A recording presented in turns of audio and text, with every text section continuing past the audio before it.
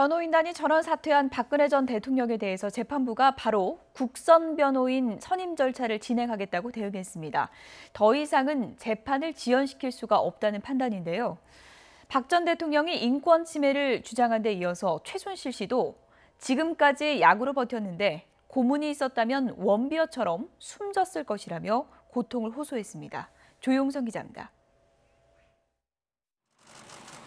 재판부를 신임하지 않는다며 노골적으로 불만을 드러낸 박근혜 전 대통령은 출석 의무가 있는 자신의 재판에도 나오지 않았습니다. 불출석 사유서에는 건강이 좋지 않다는 이유를 들었습니다. 상황이 이렇자 재판부는 국선 변호인을 선임하기로 했습니다. 재판부는 변호인단이 일괄 사임서를 제출했고 새로운 변호인을 선임하지 않아 국선 변호인 선정을 더는 늦출 수 없다고 설명했습니다.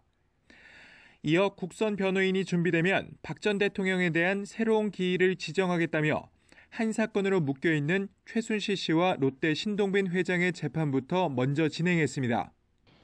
신속하고 공정하게 재판을 진행해 나갈 것이라고 강조한 재판부가 박 전 대통령 측에 구애받지 않고 재판을 이어가겠다는 의지를 보인 것입니다.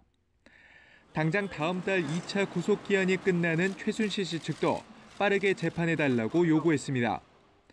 최 씨는 북한에 억류돼 사망한 미국 대학생 오토 원비어를 거론하며 구속된 1년 동안 힘들었고 고문이 있었다면 원비어와 같이 사망에 이를 정도로 견디기 힘들었다고 호소했습니다.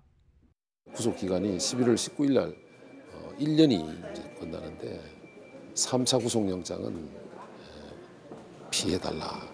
그러기 위해서는 신속한 심리를 부탁드린다는 그런 얘기입니다. 하지만 재판 진행에 차질이 생기는 것은 피하기 어려울 것으로 보입니다.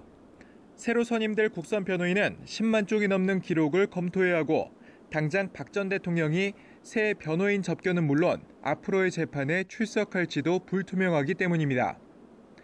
박 전 대통령이 사실상 재판을 거부함에 따라 국정농단의 진실을 밝히려는 지난 1년간의 사법 절차가 정체될 위기에 빠졌습니다. YTN 조용성입니다.